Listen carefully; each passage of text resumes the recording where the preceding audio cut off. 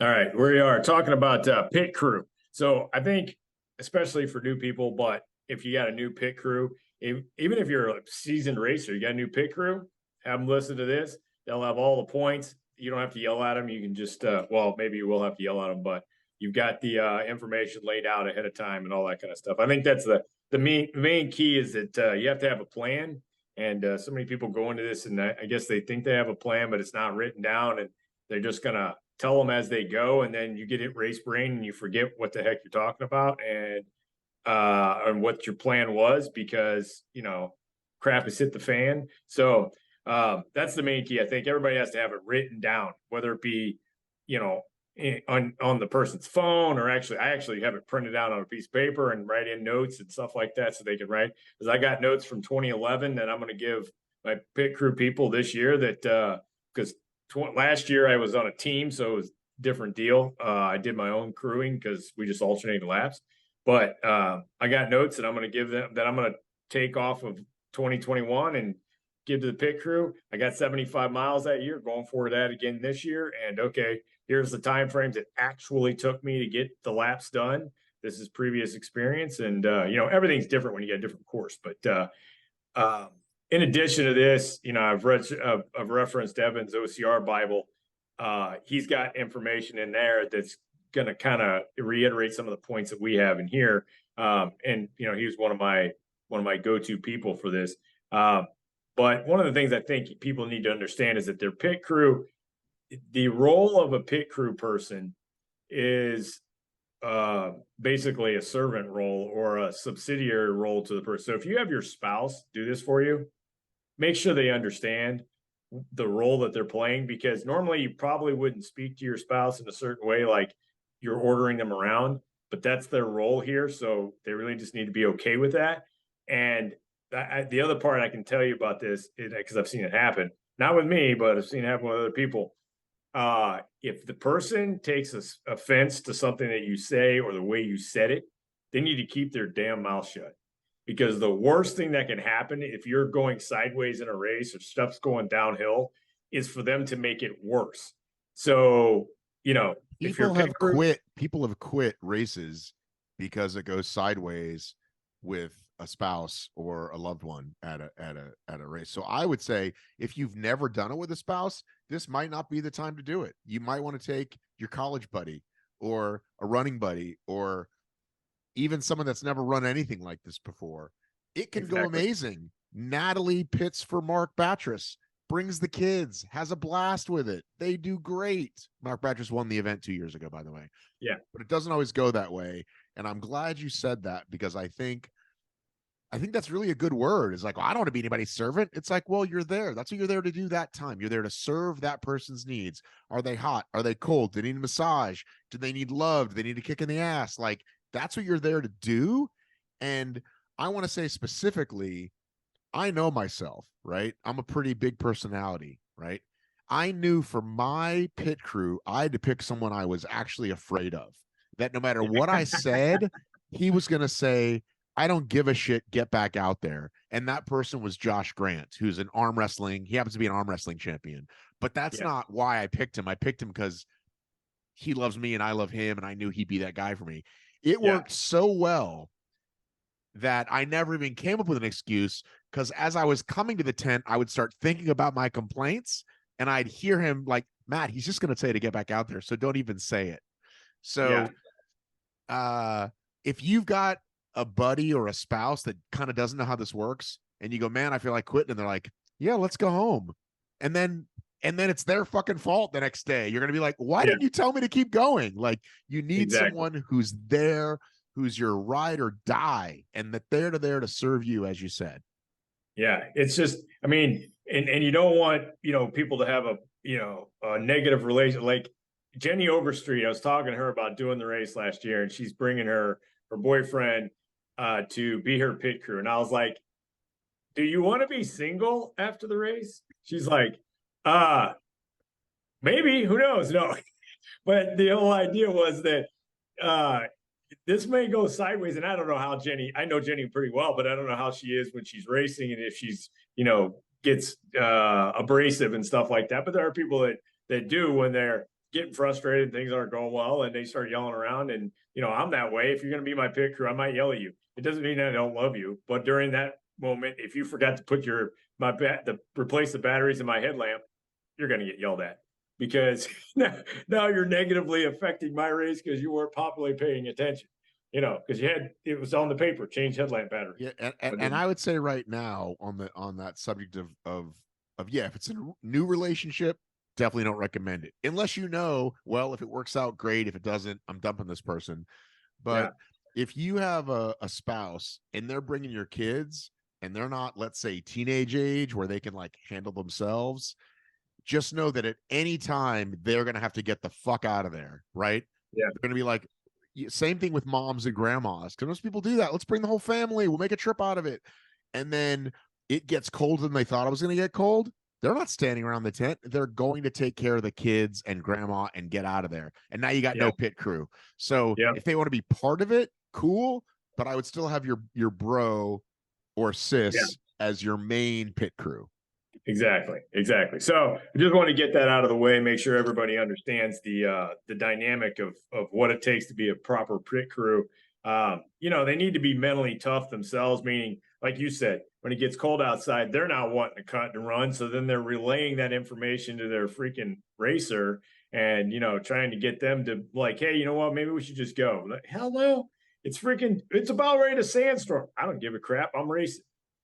All right, we're staying then. So that's the type of stuff, that they're being supportive of your event, and they're not risking your health. If there's something like Katie Knight, where she's obviously hypothermic, they're trying to look out for her best interest. But at the same time, they don't want her to quit. So they're just trying to get her back out there. That's the whole point. So, you need to make sure that crew for you is going to go the extra mile to make sure you're getting the goals you want. At the same time, you got to make sure they're not squeamish. They don't, they know what they're into. If you're peeing in your wetsuit and they need to help you change your socks, guess what? You're changing the urine socks for them. It's just going to have to happen. So, I think Rhea Cobble had her husband pinned for the first year she won World's Toughest, when she won World's Toughest in whatever the year that was, 2017. And she crapped her wetsuit. He's got to clean her up. Have we not discussed trying to be sensitive to the listener? Can you use different euphemisms? This is reality of racing, man. You got to make sure these people know this is what happens. But you can use different language. You can say she went in her wetsuit, and I don't mean number one. That's what I would say. But I think it's good. You're bringing the harsh reality.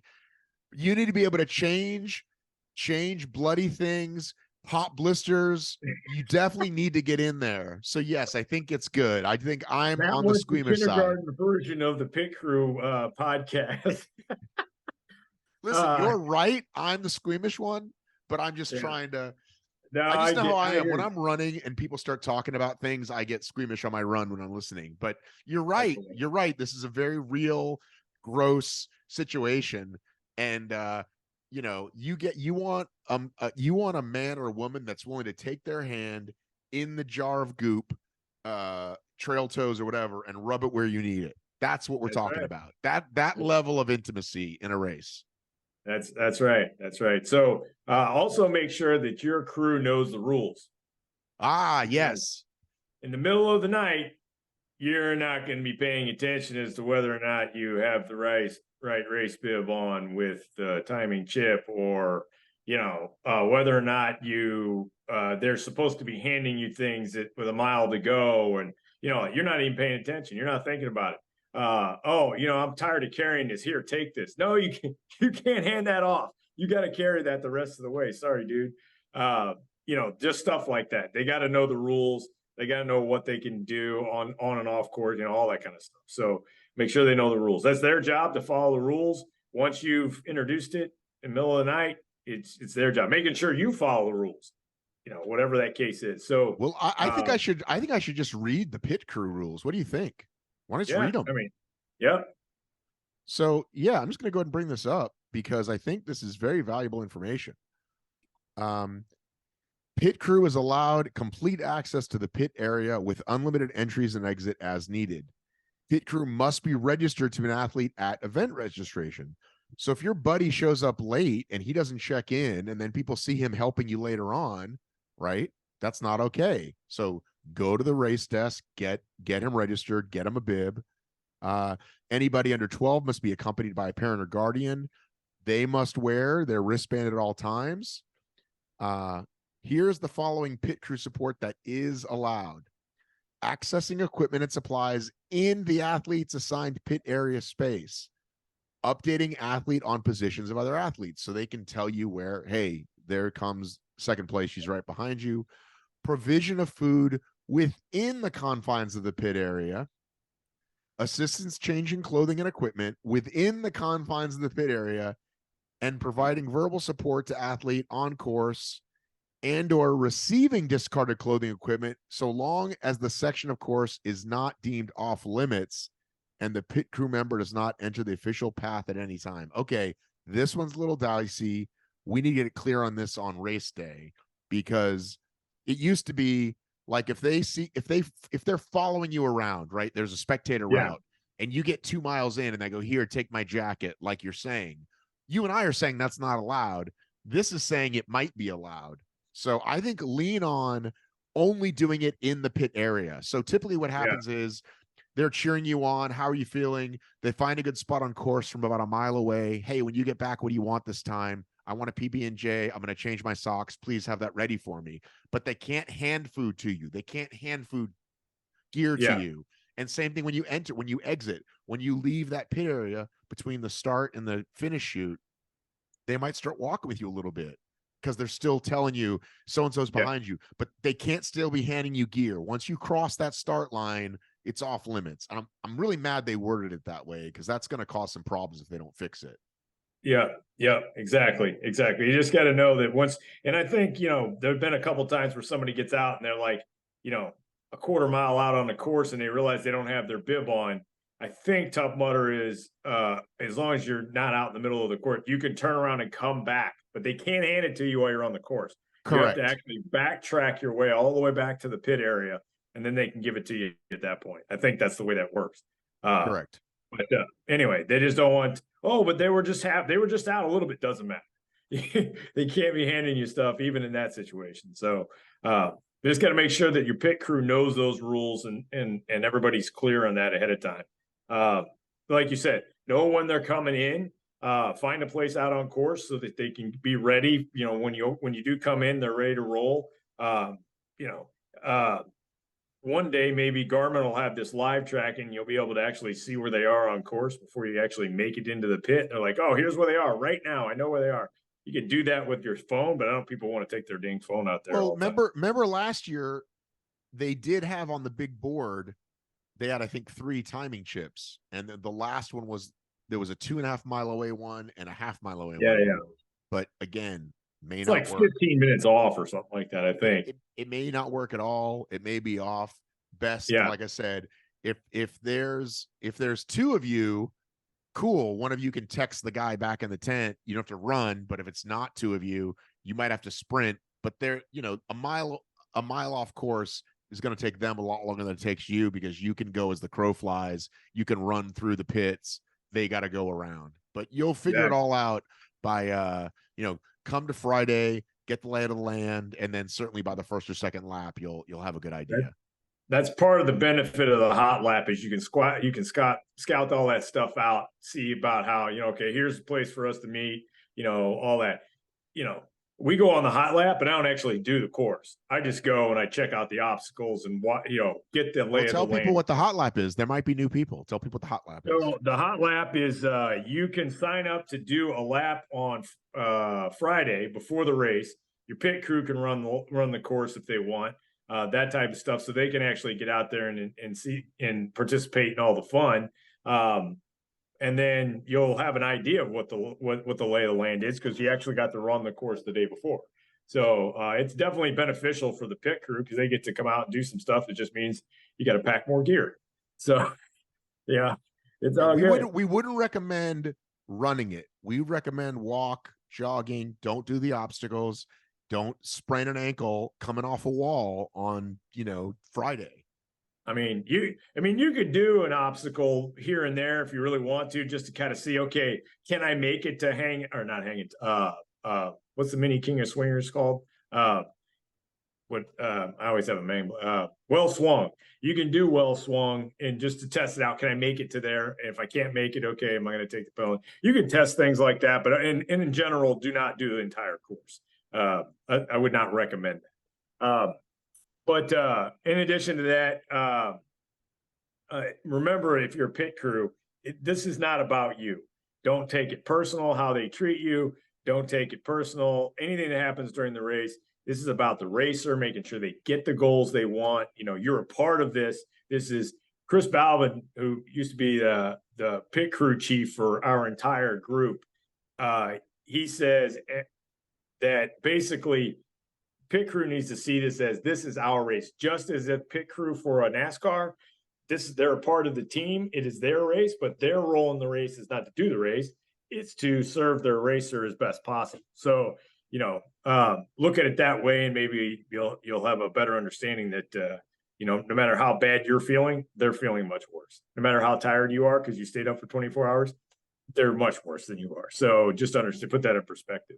And then have what you need. Gina Estrada said that pit crew people need to think about it in their frame of mind. Okay, what do I need? If I'm going to go meet him out on course, do I need a backpack? Do I need a clipboard? You know, stuff to write stuff down. Do we need a whiteboard in the pit? Different things that they're going to need to have to do their job. So the eraser might think of some stuff, but if they've never actually pitted before, I've pitted at a toughest, but never at a world's toughest for somebody. I've always been doing the race. So there may be things that you can think that you might need in addition to your own food, your own blanket, chair, whatever else, stuff that they're not thinking of. So make sure you have that stuff available, you know, for the checklist or for whatever else. You know, maybe it's a massage gun that they may need. Oh, I'm going to bring my massage gun for them, or rolling pin, or, you know, muscle roller, something like that. Add that to the packing list. Add a fucking Theragun to the packing list. That's a good one. Exactly. Yeah, exactly. Just also know that if this is, and I say first or second year, the less experienced racers have more of an issue with this, I think, because they're not used to this. But it can happen to anybody. Your racer at about 2 a.m. is going to go to the dark side.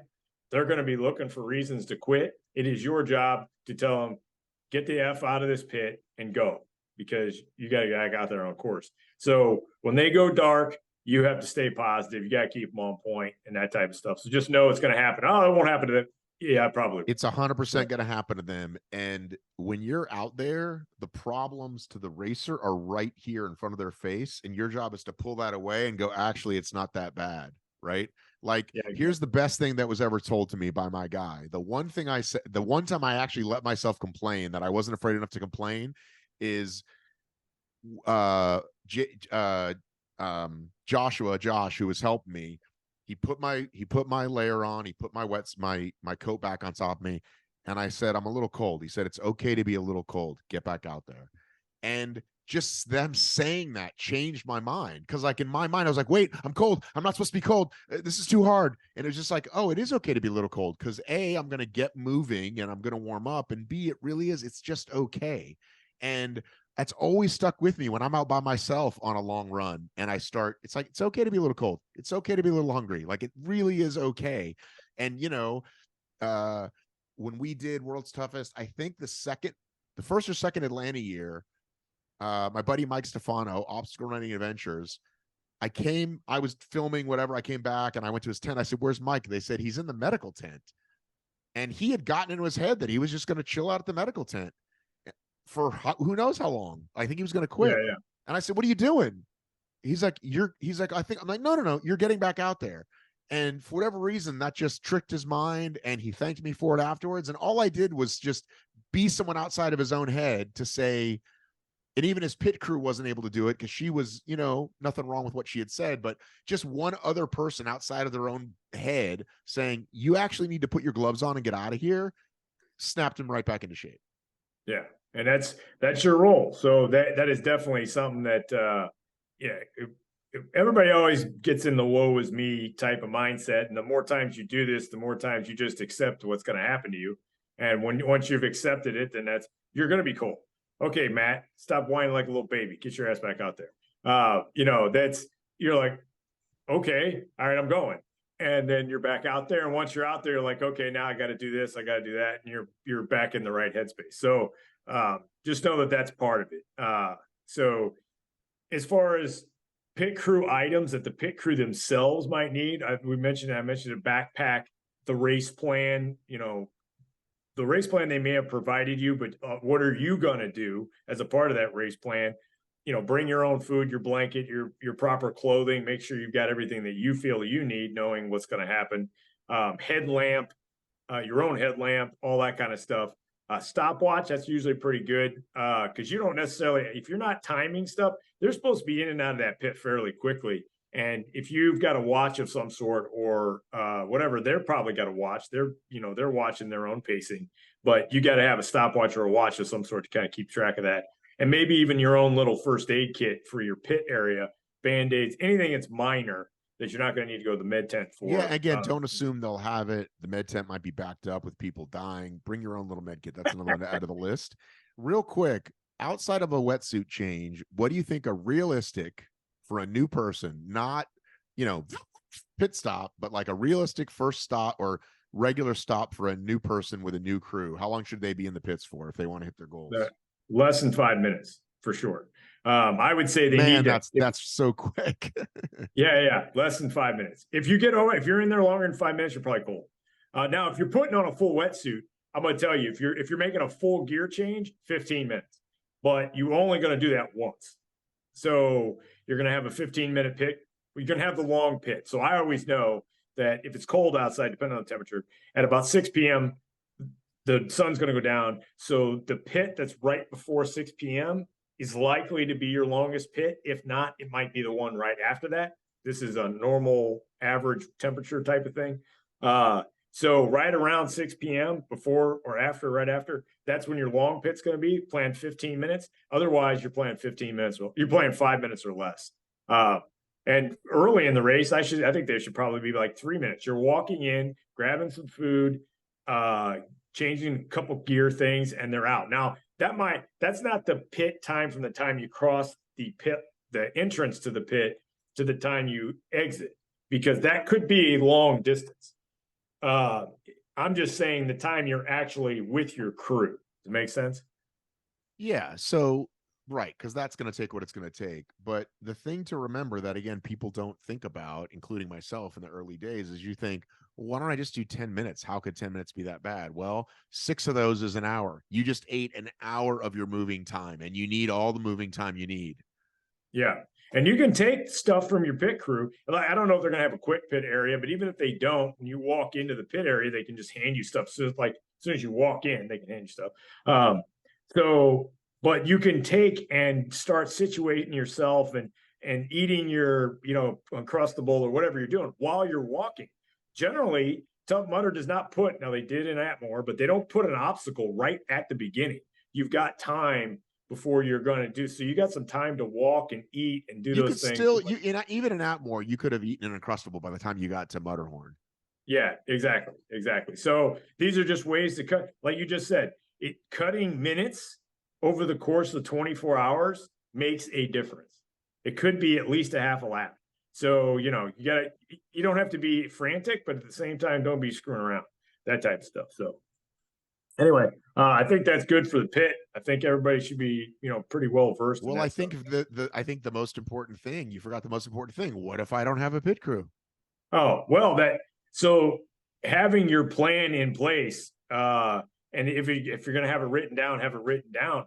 But knowing that you need to have foods that are easily accessible, things like I said, with like fuel for fire and things that you can just walk in. Like I'll give you the example. When I walked in and I did no pit crew for the first few years, and then when I did it and toughest, I'm choosing foods that I know I'm not going to need to prepare. I'm not going to need to do a whole lot of work. Tear them open, eat an Uncrustable, grab a piece of pizza, eat that while you're walking, grab a granola bar, eat it while you're walking. The last lap I did at toughest Minnesota this year, I knew I did not have time to screw around in the pit.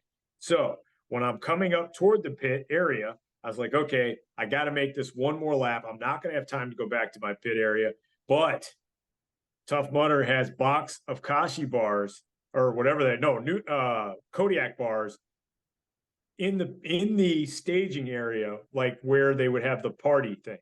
It happens to be between the finish line and the start line. They got this box of Kodiak bars. Guess what? I'm eating a box of Kodiak bars, and I'm just going to drink a little extra at the aid station because I'm not going to have my own water. And I will refill the bottle of water that I have that's empty at that aid station halfway. Right now, I'm not going to the pit. So I was able to grab food, walk, and eat, and do all this stuff, knowing that this is what I'm going to have to do. So, you got to plan this stuff ahead of time. What if I don't have a pit crew, but I would like to have a pit crew? Well, you got the orphan tent. Is that what you were looking for right That there? was my trick question. Yes. You got the orphan pit crew. You got a big tent of everybody that's in there to help you out. And generally, I'll let you know you can get help from your neighboring racers.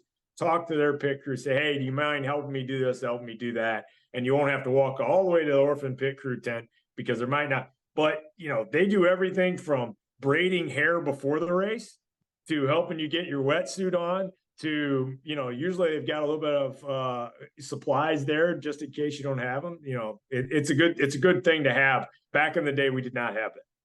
Yeah. If you're shy and you're like, I'm not the kind of person that's going to ask anyone around me, like there's this thing called the orphan tent. It was set up years ago. It's gotten bigger every year. Tough Mudders got involved. And if you give them a list of like, this is what I want every lap, they'll help you get it. Now, you might come in when it's super busy and they can't. You got to do a little bit by yourself, but they are there to help you. And you can learn more about it. There's a great Facebook group. There's a First Timers World's Toughest Facebook group. There's a regular World's Toughest Facebook group, and you can learn more about the orphan tent in there. So I can link to something maybe about that. But yes, there is a group of people who are there just to help people that don't have anyone. Therefore, orphans. Yes. So definitely utilize all the people you can. That's the one thing about World's Toughest Mudder community. It is a community. Everybody's there fighting the same goal. You might be competing against so-and-so, but as long as you're not asking their pit crew to take up their time to do your dirty work, most people will be glad to help you out, even if it's fellow racers.